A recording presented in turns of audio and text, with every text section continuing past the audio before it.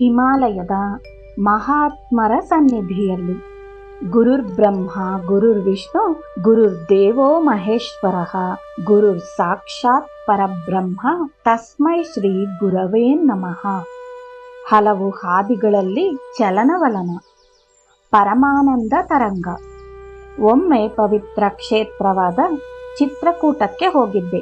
ರಾಮಾಯಣದ ಪ್ರಕಾರ ಶ್ರೀರಾಮ ತನ್ನ ವನವಾಸದ ಅವಧಿಯಲ್ಲಿ ವಾಸ ಮಾಡಿದ್ದ ಸ್ಥಳ ಇದು. ಭಾರತದ ಅತ್ಯಂತ ದೀರ್ಘವಾದ ಪರ್ವತ ಸಾಲುಗಳಲ್ಲಿ ಒಂದಾದ ವಿಂಧ್ಯ ಪರ್ವತ ಶ್ರೇಣಿಯಲ್ಲಿ ಈ ಚಿತ್ರಕೂಟ ಇದೆ. ಪ್ರಾಚೀನ ಪದ್ಧತಿಯ ಪ್ರಕಾರ ವಿರಕ್ತ ಸಾಧುಗಳು ಬೃಂದಾವನ ಹಾಗೂ ಚಿತ್ರಕೂಟಗಳನ್ನು ಸಂದರ್ಶಿಸುತ್ತಾರೆ. ಕೃಷ್ಣನನ್ನು ಪ್ರೀತಿಸುವವರು ಬೃಂದಾವನಕ್ಕೆ, ರಾಮ ಭಕ್ತರು ಚಿತ್ರಕೂಟಕ್ಕೆ ಹೋಗಬಯಸುತ್ತಾರೆ. ವಿಂಧ್ಯ ಪರ್ವತಗಳಲ್ಲಿರುವ ವಿಂಧ್ಯಾಚಲ ಎಂದು ಕರೆಯಲಾಗುವ ಮತ್ತೊಂದು ಪುಣ್ಯಕ್ಷೇತ್ರದಲ್ಲಿ ಅನೇಕ ಶಕ್ತಿ ಉಪಾಸಕರು ವಾಸ ಮಾಡುತ್ತಿದ್ದರು.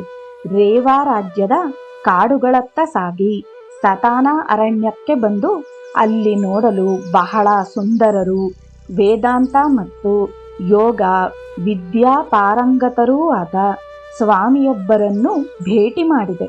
ಅವರು ಅಧ್ಯಯನಶೀಲರು ಮತ್ತು ತುಂಬ ಮೇಧಾವಿಯಾದ ಸಾಧಕರು.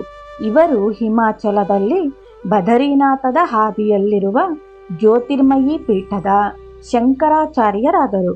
ಅವರ ಹೆಸರು ಬ್ರಹ್ಮಾನಂದ ಸರಸ್ವತಿ. ಇವರ ಆಹಾರವೆಂದರೆ ಸ್ವಲ್ಪ ಉಪ್ಪು ಬೆರೆಸಿದ ಮೊಳಕೆ ಕಾಳು ಮಾತ್ರ. ಒಂದು ಕೊಳದ ಸಮೀಪದಲ್ಲಿ ಗುಡ್ಡದ ಮೇಲಿನ ಸಣ್ಣ ಗವಿಯಲ್ಲಿ ಇವರ ವಾಸ. ಹಳ್ಳಿಗರ ಮಾರ್ಗದರ್ಶನದಿಂದ ಆ ಸ್ಥಳಕ್ಕೆ ಹೋದೆ. ಅಲ್ಲಿ ಯಾರನ್ನೂ ಕಾಣದೆ ನಿರಾಶನಾದೆ. ಮರುದಿನ ಹೋದಾಗ ಮರದ ಹಾವುಗೆಗಳ ಹೆಜ್ಜೆ ಗುರುತುಗಳು ಕಂಡುಬಂದವು. ಆ ಗುರುತುಗಳನ್ನು ಹಿಂಬಾಲಿಸಿ ಸಾಗಿದೆ. ಏನೂ ಪ್ರಯೋಜನವಾಗಲಿಲ್ಲ. ಕೊನೆಗೆ 5ನೇ ದಿನ ಸೂರ್ಯೋದಯಕ್ಕೂ ಮೊದಲು ಅದೇ ಕೊಳದ ಬಳಿ ಹೋದೆ.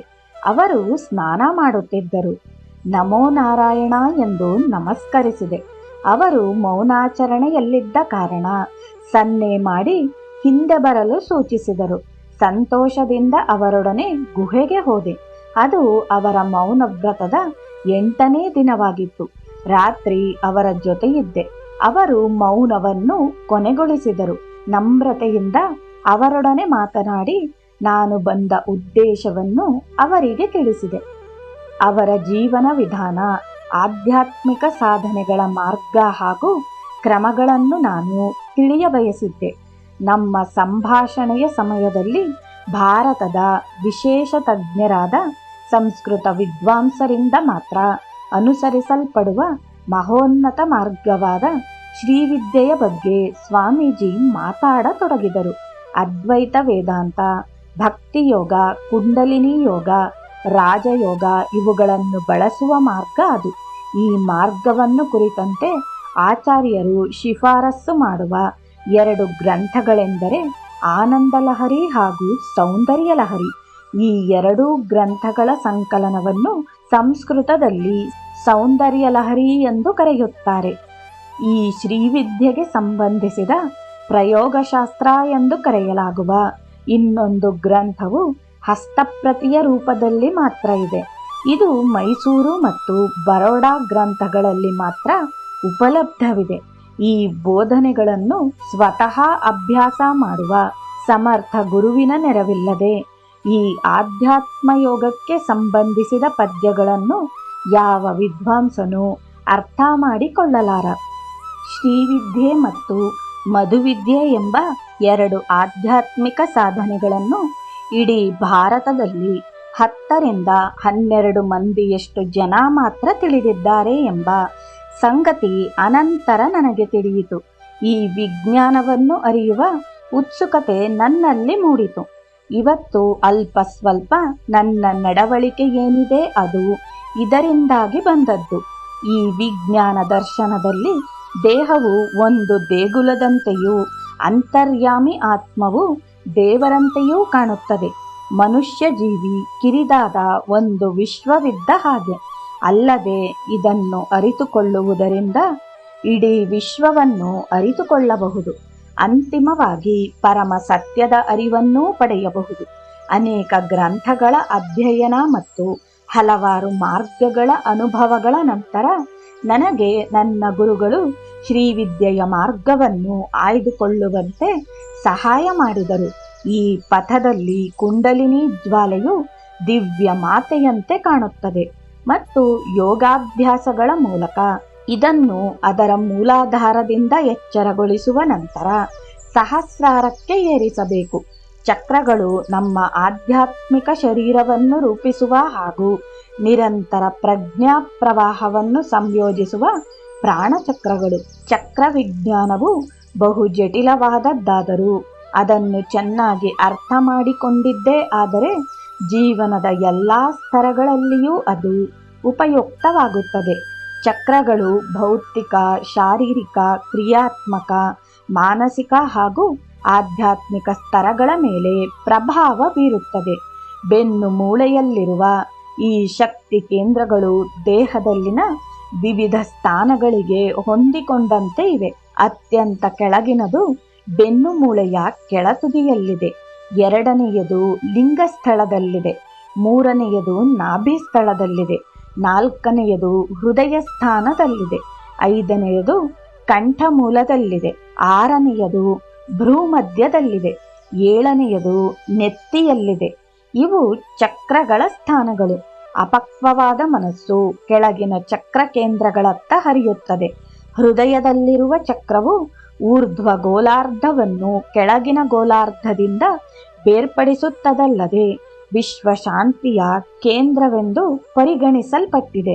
ಈ ಕೇಂದ್ರವನ್ನು ಹಿಂದೂ, ಬೌದ್ಧ, ಕ್ರೈಸ್ತ, ಜುದಾಯಿ ಧರ್ಮಗಳು ಅಂಗೀಕರಿಸುತ್ತವೆ. ಹಿಂದೂ ಧರ್ಮದಲ್ಲಿ ಅನಾಹತ ಚಕ್ರ ಎಂದು ಕರೆಯಲಾಗುವ ಚಕ್ರವನ್ನು ಜುದಾಯಿಯಲ್ಲಿ ಡೇವಿಡನ ನಕ್ಷತ್ರವೆಂದು, ಕ್ರೈಸ್ತ ಧರ್ಮದಲ್ಲಿ ಪವಿತ್ರ ಹೃದಯವೆಂದೂ ಕರೆಯುತ್ತಾರೆ. ಮೇಲಿನ ಚಕ್ರಗಳು ಶಕ್ತಿಯ ಊರ್ಧ್ವಗಮನದ ಕೇಂದ್ರಗಳಾಗಿವೆ. ಹೃದಯದ ಚಕ್ರದಿಂದ ನೆತ್ತಿಯಲ್ಲಿರುವ ಸಹಸ್ರಾರದವರೆಗೆ ಪ್ರಜ್ಞೆಯ ಹಲವು ಸ್ತರಗಳಿವೆ. ನೇರವಾಗಿ ಧ್ಯಾನಕ್ಕೆ ಕುಳಿತಾಗ ಈ ಕೇಂದ್ರಗಳು ಒಂದು ರೇಖೆಯಲ್ಲಿ ಬರುತ್ತವೆ. ಒಂದಲ್ಲ ಒಂದು ಚಕ್ರದಲ್ಲಿ ಶಕ್ತಿಯನ್ನು ಕೇಂದ್ರೀಕರಿಸಬಹುದು. ಮೇಲಿನ ಚಕ್ರಗಳಿಗೆ ಶಕ್ತಿ ಪ್ರವಾಹವನ್ನು ಕಳಿಸುವ ಸಾಮರ್ಥ್ಯವನ್ನು ವೃದ್ಧಿಪಡಿಸಿಕೊಳ್ಳುವುದು ಆಧ್ಯಾತ್ಮಿಕ ಉನ್ನತಿಯನ್ನು ಸಾಧಿಸುವ ಒಂದು ಕ್ರಮವಾಗಿದೆ. ಎಲ್ಲ ಚಕ್ರಗಳನ್ನು ಕ್ರಮಬದ್ಧವಾಗಿ ತಿಳಿಯಬೇಕಾದರೆ ಪ್ರಾಣ ಪ್ರವಾಹವನ್ನು ಕುರಿತ ಅರಿವು ಬಹಳ ಮುಖ್ಯವಾದುದು. ಹಿಂದೂ ಮತ್ತು ಬೌದ್ಧ ಧರ್ಮಗಳಲ್ಲಿ ಚಕ್ರಗಳನ್ನು ಕುರಿತಂತೆ ಯಥೇಚ್ಛವಾದ ಸಾಹಿತ್ಯವಿದೆ. ಪಾಶ್ಚಾತ್ಯ ಓದುಗರಿಗಾಗಿ ಬ್ರಹ್ಮವಿದ್ಯಾವಾದಿ ಲೇಖಕರಿಂದ ಇದು ಪರಿಚಯಿಸಲ್ಪಟ್ಟಿದೆ. ಪಾಶ್ಚಾತ್ಯ ಲೇಖಕರು ಕೂಡ ಚಕ್ರಗಳ ವಿಷಯವನ್ನು ಕುರಿತ ಅನೇಕ ಪುಸ್ತಕಗಳನ್ನು ಬರೆದಿದ್ದಾರೆ. ಇವುಗಳಲ್ಲಿ ಬಹಳಷ್ಟು ದಾರಿ ತಪ್ಪಿಸುವಂಥವು, ಯಾಕೆಂದರೆ ಅವು ಎರವಲು ಸರಕನ್ನು ಹೊಂದಿದವುಗಳು. ಹಾಗಾಗಿ ಸಾಧನೆಗೆ ಮಾರ್ಗದರ್ಶನ ನೀಡುವಂಥ ಮಾಹಿತಿಯನ್ನು ಇವು ಒಳಗೊಂಡಿಲ್ಲ. ಇಂಥ ಪರಿಪೂರ್ಣ ಜ್ಞಾನವನ್ನು ಕುರಿತು ದಿಕ್ಕು ತಪ್ಪಿಸುವ ಸಾಹಿತ್ಯ ಎಲ್ಲೆಡೆ ಔಷಧಿ ಅಂಗಡಿಗಳಲ್ಲೂ ಕೂಡ ಕಾಣಸಿಗುತ್ತವೆ. ಎಂಥ ಹಾಸ್ಯಾಸ್ಪದ ಸಂಗತಿ!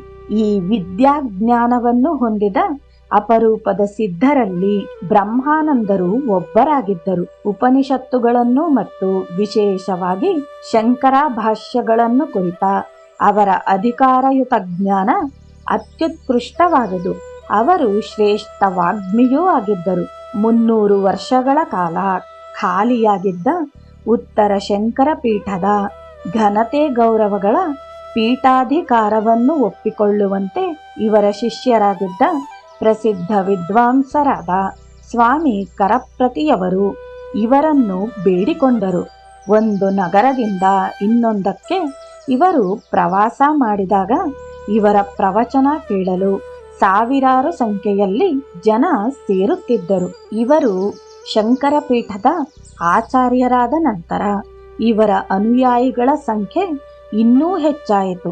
ಇವರ ಬೋಧನಾ ಮಾರ್ಗದ ಒಂದು ಆಕರ್ಷಕ ಅಂಶವೆಂದರೆ ಭಕ್ತಿ ಮತ್ತು ಅದ್ವೈತ ಮಾರ್ಗಗಳನ್ನು ಸಮನ್ವಯಗೊಳಿಸುತ್ತಿದ್ದುದು. ಅವರೊಂದಿಗೆ ನಾನಿದ್ದ ಕಡಿಮೆ ಕಾಲಾವಧಿಯಲ್ಲಿಯೇ ಭಗವದ್ಗೀತೆಯ ಮೇಲೆ ಮಧುಸೂದನ ಬರೆದ ಭಾಷ್ಯವನ್ನು ಕುರಿತೂ ಕೂಡ ಅವರು ಪ್ರವಚನ ನೀಡಿದರು.